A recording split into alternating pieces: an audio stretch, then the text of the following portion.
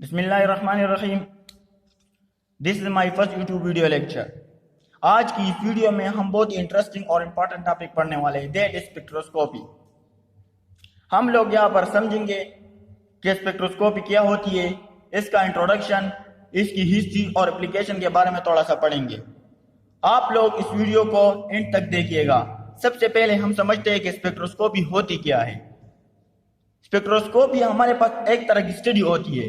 The interaction of light with matter is called spectroscopy. यानी light के साथ में मैटर का जो इंटरेक्शन होता है इसको हम स्पेक्ट्रोस्कोपी कहते हैं। अब यहाँ पर हम इसकी एक्सप्लेनेशन करते हैं। एक्सप्लेनेशन इस तरह है कि हमारे साथ जितने भी ऑर्गेनिक कंपाउंड है वो इलेक्ट्रोमैग्नेटिक रेडिएशन एब्जॉर्ब करती है। तो इस एनर्जी के एब्जॉर्ब करने की वजह से, यानी इलेक्ट्रोमैग्नेटिक रेडिएशन के एब्जॉर्ब करने की वजह से इसमें कुछ चेंजेस वाक़या हो जाती है। और ये जो चेंजेस वाक़या हो जाती है ये टेम्पररी भी हो सकती है और परमानेंट भी हो सकती है। टेम्पररी और परमानेंट किस तरह हो सकती है? अगर एक ऑर्गेनिक कंपाउंड है उसने लोअर एनर्जी रेडिएशन एब्जॉर्ब की है तो it may cause molecular rotation. यानी इस ऑर्गेनिक कंपाउंड में मॉलिक्यूलर रोटेशन हो जाती है। और अगर एक ऑर्गेनिक कंपाउंड है इसने हायर एनर्जी रेडिएशन एब्जॉर्ब की है तो it may cause the promotion of electron from ground state to excited state, from low energy level to higher energy level. इस पॉइंट में हमने ये पढ़ा कि हमारे पास अगर एक ऑर्गेनिक कंपाउंड ने लो एनर्जी रेडिएशन एब्जॉर्ब की है तो इसमें मॉलिक्यूलर रोटेशन होती है। और अगर एक ऑर्गेनिक कंपाउंड ने higher amount of energy absorb की है तो इसमें excitation of electron from ground state to excited state होगी। अब इसके बाद हम इसकी हिस्ट्री के बारे में थोड़ा सा पढ़ते हैं कि इसकी हिस्ट्री किस तरह है। हिस्ट्री इस तरह है कि स्पेक्ट्रोस्कोपी की जो शुरुआत हुई वो 1616 में हुई थी और ये न्यूटन के दौर में हुई थी। उन्होंने एक ग्लास प्रिज्म को लिया था। ये हमारे पास एक ग्लास प्रिज्म है। उन्होंने ग्लास प्रिज्म को लिया था और उससे व्हाइट लाइट को पास कराया था इस ग्लास प्रिज्म से। तो उन्होंने 7 डिफरेंट कलर को ऑब्टेन किए और उन 7 कलर को वेवगाइड के नाम से जानते हैं। वेवगाइड का मतलब है violet, indigo, blue, green, yellow, orange, red. इन 7 कलर का मजमूआ है ये। उन्होंने कहा था कि ये जो 7 कलर है वो जरूर एक कलर से मिलके बना होगा, यानी व्हाइट कलर से। उन्होंने ये भी बताया था कि रेनबो जो होता है इसमें भी 7 कलर होता है और इसमें भी 7 कलर है।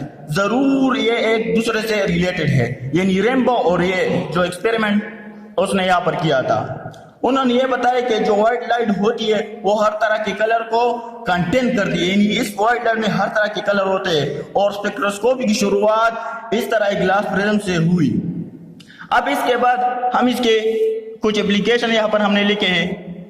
यहाँ पर जाते हैं कि इसकी एप्लीकेशन क्या है। तो some of the following application of spectroscopy are given as under. First जो हमारे पास है वो स्ट्रक्चर इलुसिडेशन ऑफ कंपाउंड, यानी स्पेक्ट्रोस्कोपी की मदद से हम एक कंपाउंड का स्ट्रक्चर भी मालूम कर सकते हैं कि वो कंपाउंड किस किस्म का है और इसमें किस किस्म के एटम या किस किस्म के बॉन्ड्स हैं। तो इस तरह structure elucidation of a compound हम स्पेक्ट्रोस्कोपी की मदद से कर सकते हैं। और दूसरा जो हमारे पास है वो है detect impurities in a sample, यानी स्पेक्ट्रोस्कोपी की मदद से हम एक सैंपल में इम्प्योरिटीज भी डिटेक्ट कर सकते हैं, यानी मालूम कर सकते हैं। तो वो किस तरह हम मालूम करेंगे?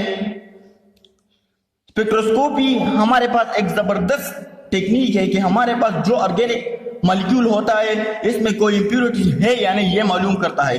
हम बहुत आसानी के साथ इसको मालूम कर सकते हैं। किस तरह मालूम करेंगे आइए देखिएगा। हमने एक सैंपल को लिया, यहाँ पर फर्ज करें हमने यहाँ पर एक सैंपल को लिया, इसकी स्पेक्ट्रोस्कोपी हमने की, इसका एक स्पेक्ट्रम रिकॉर्ड होगा इसका, यानी यहाँ पर जो आप स्पेक्ट्रोस्कोपी फर्ज करें हमने की, इसका स्पेक्ट्रम एक रिकॉर्ड होगा। और एक हमारे पास स्पेक्ट्रोस्कोपी का अपना स्टैंडर्ड स्पेक्ट्रम होता है। स्टैंडर्ड स्पेक्ट्रम किस लिए होता है? वो इसलिए होता है कि जो स्पेक्ट्रोस्कोपी हमने की उसका स्पेक्ट्रम रिकॉर्ड होगा। तो जो स्पेक्ट्रम रिकॉर्ड होता है इसको हम स्टैंडर्ड स्पेक्ट्रम के साथ कंपेयर करेंगे। हमारे पास पहले से एक स्टैंडर्ड स्पेक्ट्रम मौजूद होता है, इसके साथ हम इसको कंपेयर करेंगे। अब इसमें कुछ नए या कुछ रिजल्ट आएंगे। हमने इसको ऑब्जर्व किया तो कुछ एडिशनल पीक इसमें हम नजर आएंगे। यहाँ पर फर्स्ट का हमने स्पेक्ट्रोस्कोपी की तो इसमें एडिशनल पीक नजर आएंगे हमें। तो यहाँ पर ये हमें मालूमात देते हैं, इन इंफॉर्मेशन दे सकते हैं आपका जो सैंपल है इसमें कोई इम्प्योरिटी और चीज भी मौजूद है, यानी इम्प्योरिटीज और चीज का मतलब है कोई इम्प्योरिटीज भी मौजूद है जो ये एडिशनल पीक्स हमें देता है। तो इसका मतलब क्या हुआ कि इसमें कुछ इम्प्योरिटीज भी मौजूद है। तो इस तरह हम इम्प्योरिटीज को डिटेक्ट कर सकते हैं बाय स्पेक्ट्रोस्कोपिक मेथड। अब नेक्स्ट हमारे पास है IR स्पेक्ट्रोस्कोपी। इसकी क्या एप्लीकेशन है?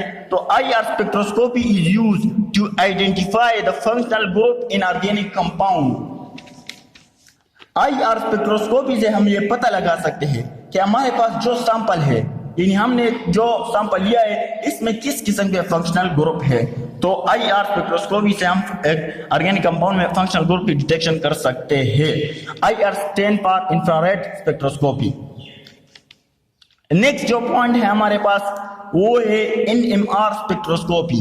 सो इसकी एप्लीकेशन क्या है? NMR spectroscopy is used to find out the hydrogen bonding and also used to detect the structure of a compound. NMR spectroscopy से हम हाइड्रोजन बॉन्डिंग के बारे में पता लगा सकते हैं कि इस ऑर्गेनिक कंपाउंड में हाइड्रोजन बॉन्डिंग मौजूद है या नहीं। तो ये हमें NMR स्पेक्ट्रोस्कोपी बताती है। और इसके अलावा NMR स्पेक्ट्रोस्कोपी से हम एक ऑर्गेनिक कंपाउंड का स्ट्रक्चर भी डायग्नोस कर सकते हैं। हम किस भी कंपाउंड का स्ट्रक्चर भी डायग्नोस कर सकते हैं, मालूम कर सकते हैं। अब यहाँ पर हमने कुछ पॉइंट लिखे हैं कि यू विजिबल स्पेक्ट्रोस्कोपी। यह तक हमारा आज का लेक्चर था, यह तक। इसके बाद हमने ये लिखा है कि U visible spectroscopy, mass spectroscopy और spectrometry, IR spectroscopy, NMR spectroscopy. तो ये हमने यहाँ पर इसलिए लिखा कि ये हमारे नेक्स्ट टॉपिक होंगे। तो हमारा जो लेक्चर 2 होगा वो UV विजिबल स्पेक्ट्रोस्कोपी पर होगा। So thank you.